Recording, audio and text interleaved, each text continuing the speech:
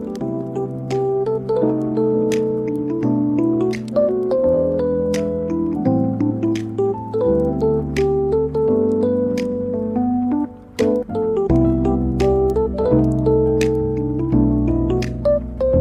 boy. So I don't know how to start this. It's kind of like weird to start a podcast. Especially when you hit the record button, your character like change it from one to another. Um, but yeah.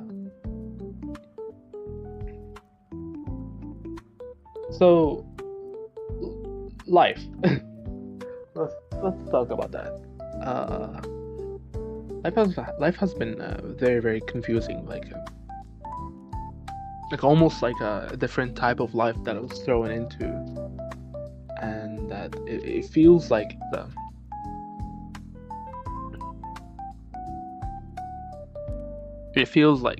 I never like wanted to, or like I never wanted the life to be like this. It's like you were planning on something and something else just completely changed, and then like oh, what happened? You just woke up, feel like, yo, it was supposed to be 1, 2, 3. Now it's 3, 2, 1. I don't want it to be 3, 2, 1. I want it to be 1, 2, 3.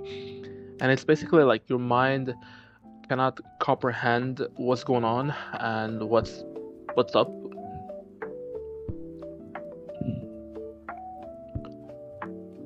I really don't know how to describe this, but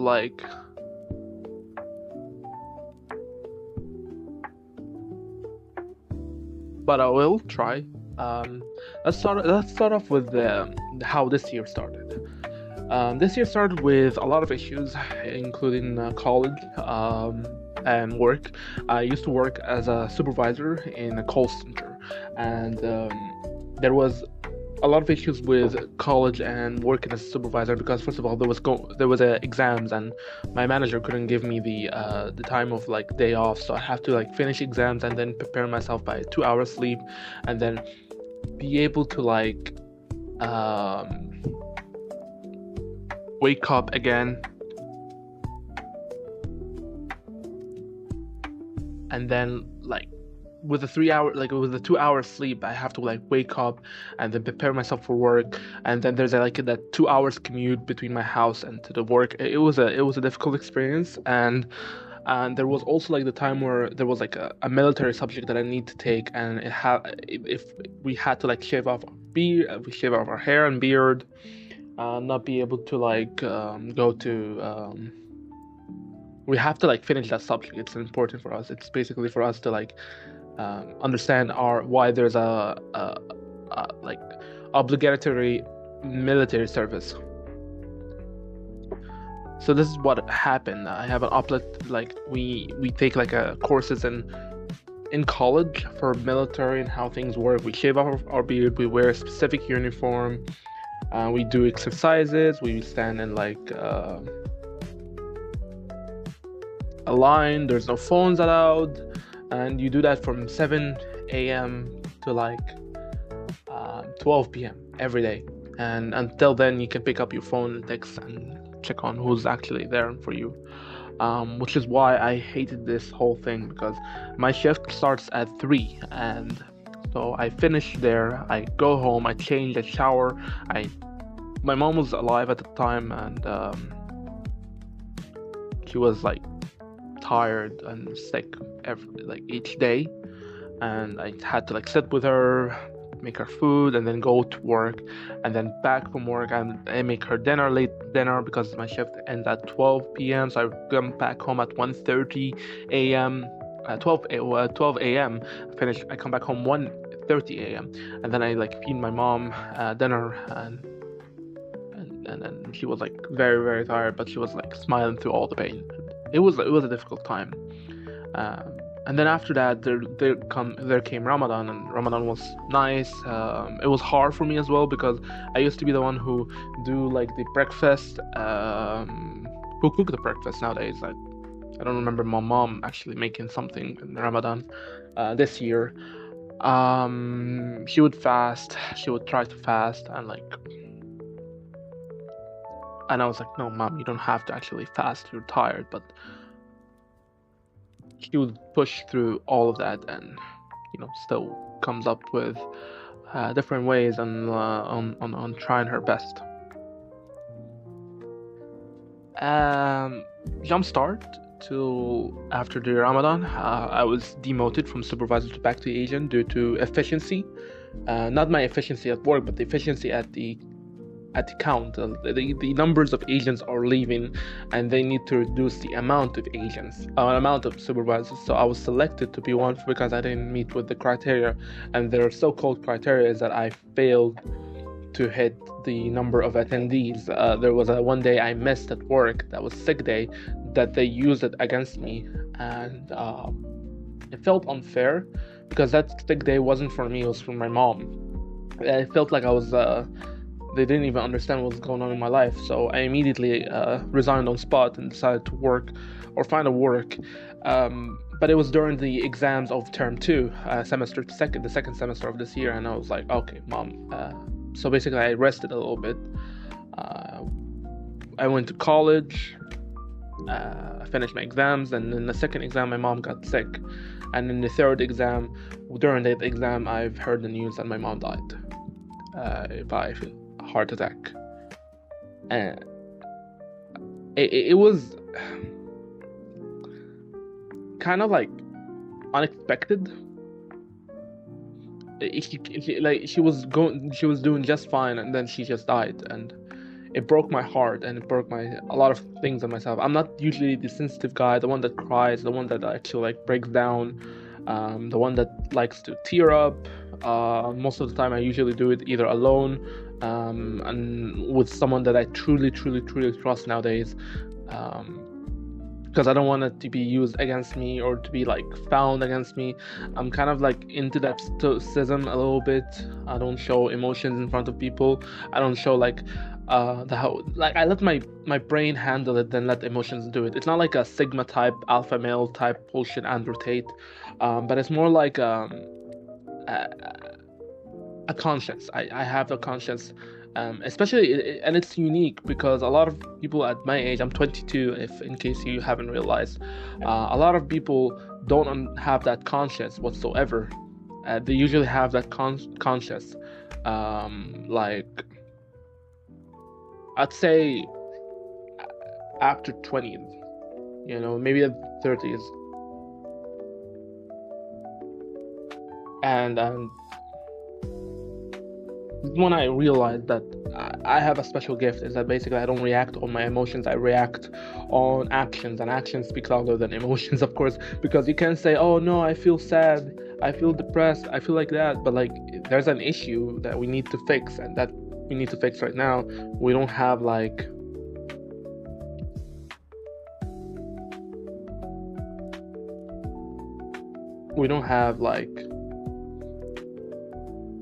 time to talk about emotions nowadays.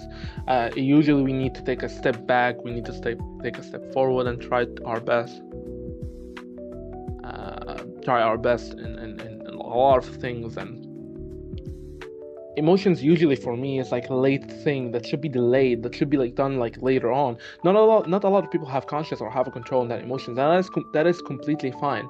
But it's basically this needs to be discussed. So if you're a person that has an impulsive reaction and a compulsive reaction as well, it's best to talk that through someone that like a brother, like a friend, a therapist, maybe a psychologist, someone that understands how we deal with that emotion. There's a technique where I found where it's best for everyone. Actually, I think I could recommend that some people can do that, and it's basically whatever you think in your head, do the opposite. If your head says scream, do the opposite and stay calm, and then you do the opposite. That's how I live with it. For example, whenever I want to laugh so loud and in a public space, I think about it and then I do the opposite, I giggle or I chuckle. It helps a lot with maintaining composure as well. Whenever you feel like you want to cry at a sad news or at a situation, you kind of stop there and think about the opposite reaction of that. Your reaction when you want to scream and you want to shout and but then maybe you do the opposite by inhaling, just slowly take that inside of you and then try to figure out a solution for that. So that's how I live nowadays, and that's how I don't overreact too much nowadays. I used to be an overreactor. Now I just let it happen. I let everything happen, and it happened, and it's for a reason. Next part, I think that is a little bit of a subject. I don't want to like go details in it because it might cost me like my life, but it's about military and army. Every like student, once they finish college, they need to be subject to be in a service, and that service is military, and that's happening in Egypt, and that always happened since Gamal Abdel Nasser, or yeah, and that is normal. That is a completely normal thing. You can pay fine if you want to get out, and that's like 5,000 USD. I don't know how much that in Egyptian. If you have like sickness, or if you have like kind of like disease, virus C, you can get like an exemption from it. But if you're completely fine, then you have to actually attend that service for either a year or 3 years. It depends on which role you're settled in, whether you're going to be like a soldier or a police officer or a substitute officer. And substitute officer, I have no knowledge on it. I'm not going to speak about it, but what I know is that being a soldier is like basically doing mundane tasks, and there's no phone service. You only go out through like breaks. You tend to be like in a different city. Like for example, if you're in Alexandria, which is a city in Egypt, you usually like deported or drafted into like Sinai or like Saloum, something or Sinai, for example. It's all of those areas that like have like this requirement for soldiers, and each year they change it. So that is what I'm trying to speak about, is that military is obligatory, and it sucks. I'm not gonna be like jump around and say like it's a good thing. There is a lot of benefits in it. Military is like something that nobody will ever have that chance, and that's why I could say I'm grateful that we have that chance, but not a lot of people deserve it, and not a lot of people need it. And so there's a lot of like people that have sickness, and they can be like misjudged, and then they be qualified, and they're not qualified, and they get either tired, or like they have their whole year stuck. Feels like 3 years or 4 years. It's like not like what would you set him up for that? And it's not something fair. I have an asthma. I have a hard time breathing. My asthma is worse, and a lot of people either they qualify or not qualify. It depends on the doctor that actually qualifies you for that. I've been sent to like a different medical inspection in Cairo, because it requires deep end, or not deep end, but more like it needs like a higher inspection on it. They need to like inspect my lungs, check off my breathing. Hopefully I get that exemption, because I can get tired very easily. I'm getting tired from talking. It has nothing to do with the weight. I'm not that considered to be like overweight. My BMI is at the average, but they told the doctors, whether at the public hospital or in a medical hospital or in a military hospital, they told me that weight plays a factor, and you being average BMI considered to be that healthy, you need to actually lose more weight to be in the skinny type. I'm usually like an average build with like normal shoulders, but it kind of like pissed me off because I've lost weight. I still have that problem. I just need to lose more weight to be skinny, and skinny people are not huggable. Something that a lot of people tell me that I'm a huggable nowadays. I look like a huggable teddy bear, so I'm not losing that weight. I'm not sacrificing that. Yeah, that's the second part about that. So the army is like basically a hard thing. Usually because during the medical inspection, there's one in front of me who's literally like dead. Like, I'm not saying like he's not dead, no, but he's very tired. He has bad bones. He has a heart condition, and he's qualified to become a police substitute. I'm like, what? What? Why is he qualified? He's literally tired. And it was like a moment where I like, after I finished it, I teared down, not just because of the military experience, but for him, like, damn, he's going through a lot and he's qualified. That's unfair. Of course he will like dispute that, but I'm a pessimistic person. I always think about the no choices at all, like the no's. Even though I have a higher chance, I still think that it's a no. Even if he's have a higher chance, I keep it to myself. I don't show him that I'm pessimistic, or I show anyone I'm pessimistic. But to myself, I just feel like, yeah, he's not gonna do well. Yeah, he's not gonna do anything. He's going to be stuck there. God forbid if he actually came out like alive. Yeah.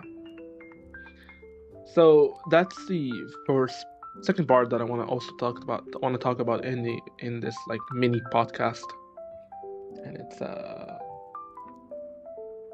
third one is like love and relationship, and this is the one sensitive one that I want to talk about. I'm gonna speak out about something about relationship. For some reason,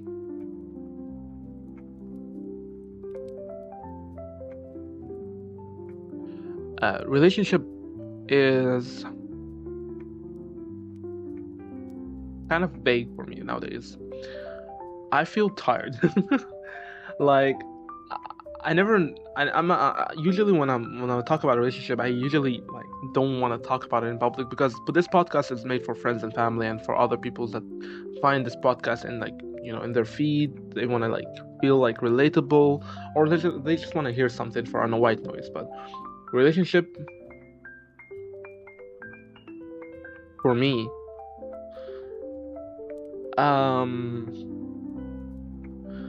I was in a relationship for a really long time, 3 years. We took a step back last week. I took the step back because it felt like that other person feels like they need something from me that I can't give them, and I need to figure that out. Well, how can I do that? If I can actually possibly do that, and if not, then that's it. I'm not gonna say call quits, but I'm saying that I'm not that person anymore, because I am mostly busy and I am mostly need slow alone time all of the time.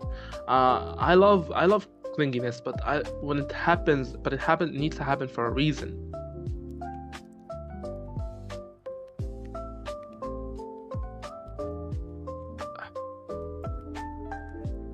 Like,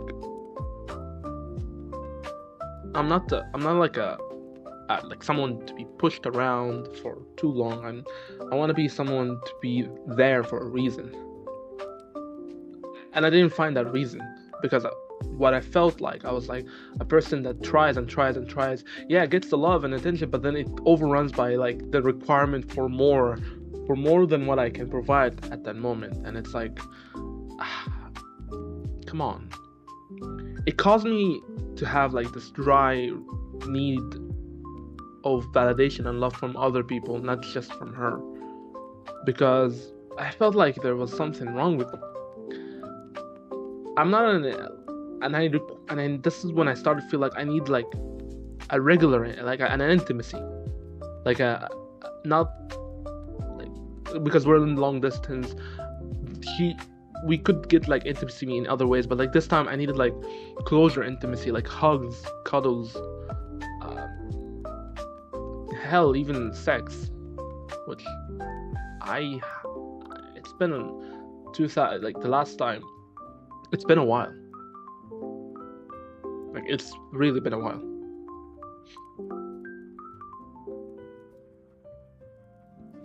Of course, I'm trying to keep it all. Trying to be religious and trying to like follow the guidelines. But if my meds if my needs aren't being met with how things going with life, how am I supposed to like live? Like, how am I supposed to like how am I supposed to be live with that person if all that person needs is higher and higher and higher, and a lot of like more and more than from what I can provide? Then how am I going to keep up? That's what I'm trying to reach out. I'm trying to like take a step back to see and looking through the patterns of me. I'm investigating myself each day. I'm trying to find, am I like a good person? Am I like a red flag boyfriend, or am I require, or do I need like do we need like consulting, or do we need like to actually officially break up? Because currently we're in break station or break situation where I can do what I want, but as long as I figure out what's going on, we can come back to that. And I don't like to be put in like false hope. I don't want to rebound. Rebound sucks. It's like you meeting the same person again. Like, no, either we continue that or just end it off. And I don't like being friends with an ex. That's the thing. I don't think it's appropriate to be friends with an ex. It's like so wrong, unless if you want to hook up again. That's the thing. Emotions don't just like die out, even for the most not jealous person. The emotions that that person had with an ex doesn't die. It will always come back and always haunt, and it always cause problems. If you're not right for each other, just end it off in separate way. Yes, separation is hard. I've learned it from the worst ways. I had to see my dad separate from me when he died, and even my mom recently, like it didn't even reach 3 months ago, she died in May in this year, and so I saw like hard separation. I saw my 2 brothers leaving Alexandria and leaving me alone. That's considered to be separation. I miss them, I text them, but I miss their closure, and I miss them being there physically there for me. That's the thing. I had an ex that I used to fall and kneel like being knees for her. We separated. That was hard. So here's I'm showing you how hard this soft it is. You need to. I'm not saying that you need to, but I'm saying that for order for a human to like process the emotions and move on from it easily, they need to like have had hard situationships. And if I'm qualified, I have to separate my whole personal life for 3 months in a boot camp, and then that's considered to be a hard separation, because I'm leaving work, I'm leaving friends, I'm leaving a lot of people, and being there for 3 months. No one knows what I'm doing, or what am I doing, or how am I doing. That's hard. That is completely hard, and that's what I'm trying to point out, and that's what I'm trying to like say throughout this whole topic. I think I'm not the person nowadays to have crushes. I'm not. I used to have crushes. I used to like have a weird type of woman that I used to like. Nowadays, whenever we mature, we require now something simpler. And what I need right now in simple life is that, hey, I need someone to appreciate me. I like understand what I'm going through. Completely understand what I'm going through. And even if we try again I'm trying to like re-explain everything, at least there's an attempt. Like, I'm not saying that you need to be like, or this girl need to be cling to me, or someone to cling on me, but rather someone understand what I do every day. Like what am I like? What's my routine? What am I doing? Like simple stuff. Like, it's okay for a relationship to like, for some couples to be alone for a while, but rather like when we're together, we need to have like this high intensity like conversation where like it goes for hours and hours and hours, and it's like filled with emotions. That's what I'm looking for, not just like this, hey, why aren't you with me type conversation. Like, hear me blabbering for whatever. I just don't want to feel left alone. What? Like, I do get that, but like, time out. There's always a time out. That's a relief. I think I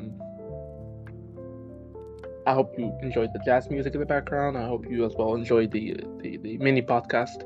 It's a mini version because I'm not like looking to make it like a full-fledged podcast with everything. I'm just making it like something that is simple and something that is like quite exciting. Like,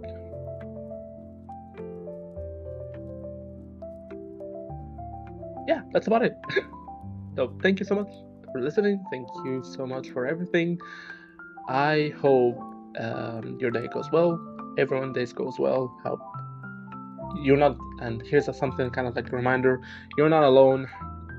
You always have people around you, and feel free to reach out to all of your friends and family to check on them.